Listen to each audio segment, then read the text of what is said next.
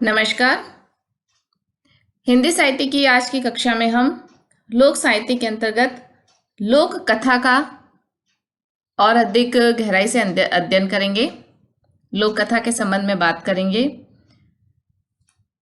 इससे पिछली कक्षा में हमने लोक साहित्य को समझने का प्रयत्न किया था।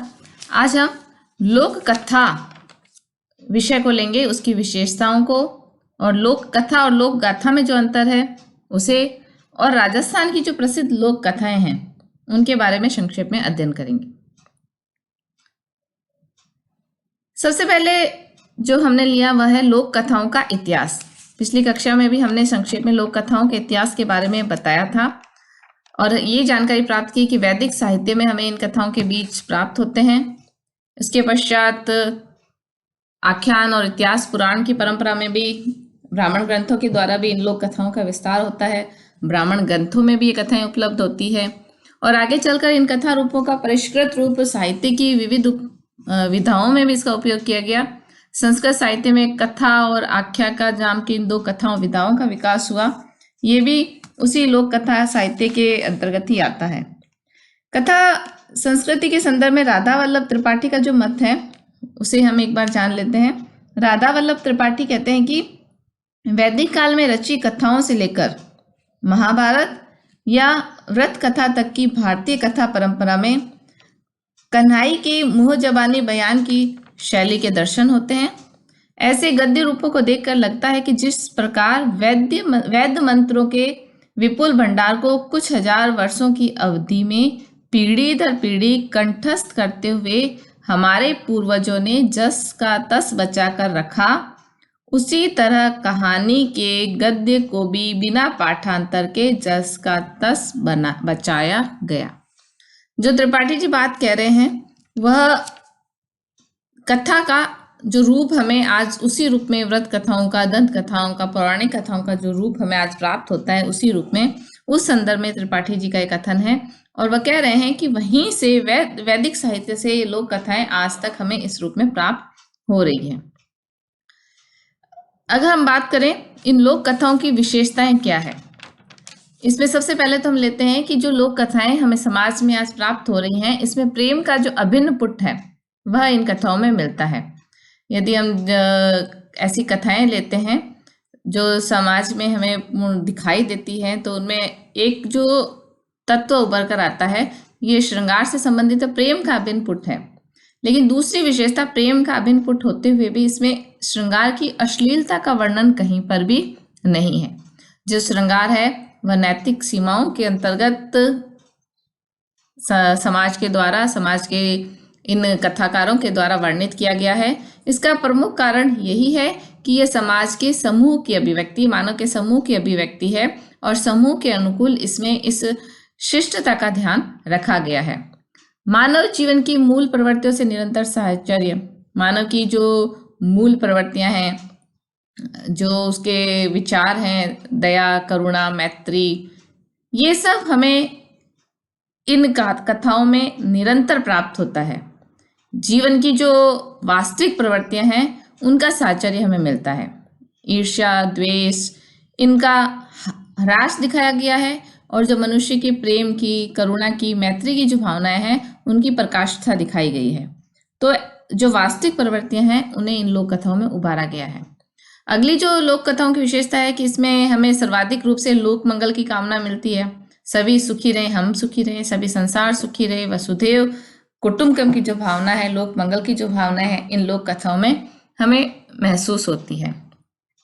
इसकी जो अगली विशेषता है कि अधिकांश लोक कथाएं सुखांत होती है।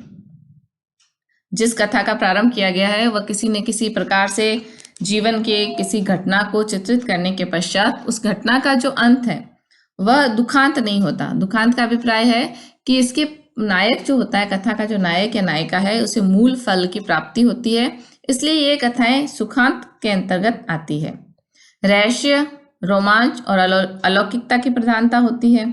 इन कथाओं को पढ़ते समय एक प्रकार के जो उत्सुकता, अलौकिकता की बातें इसमें कही गई हैं, रोमांच की बातें कही गई हैं और जो रहस्यात्मकता है वह इस कथाओं को और अधिक रुचिकर बनाती हैं। उत्सुकता की भावना, इस घटना के पश्चात क्या होगा, अब इसका होने के बाद क्या होगा, ऐसी उत्सुकता प्रारंभ से लेकर अंत तक इस कहानियों में, कथाओं में, लोक कथाओं में बनी रहती है। ये इसके लोक कथाओं की एक महत्वपूर्ण विशेषता के रूप में उभर कर आती है। अगली इसकी विशेषता है कि इसमें वर्णन की स्वाभाविकता है। लोक कथाओं में जो वर्णन है वह बिना किसी चमत्कारवादिता के या ध्वनि का प्रयोग या व्यंग्यात्मकता का प्रयोग करने की अपेक्षा सीधे सीधे स्वाभाविक रूप से सरल शब्दों में लोक कथाओं का वर्णन किया जाता है, जिसमें ऐसा नहीं होता कि एक अर्थ के साथ दूसरा अर्थ ध्वन्यार्थ रूप में उपस्थित हो। सहज और स्वाभाविक रूप से लोक कथाएं लिखी गई हैं। इसका कारण भी शायद यही है कि समाज के समूह के द्वारा समाज के समूह के लिए ये लिखी गई हैं, तो आम व्यक्ति के समझने के लिए इन लोक कथाओं का जो स्वरूप है वह स्वाभाविक है। कई बार ऐसा होता है कि लोक कथा और लोक गाथा को एक समझ लिया जाता है। लोक कथा और लोक गाथा में वास्तविक रूप से यदि देखें तो इन दोनों में अंतर है। जैसा इन नाम से भी प्रतीत हो जाता है कि लोक कथा कहाँ है और लोक गाथा कहाँ है। लोक गाथा के अंतर्गत एक कथा निहित होती है, लेकिन इनमें फिर भी कुछ अंतर है। जैसे लोक गाथा या कथात्मक गीत जिसे हम कहते हैं, वह अंग्रेजी के बैलेड शब्द से अभिहित है।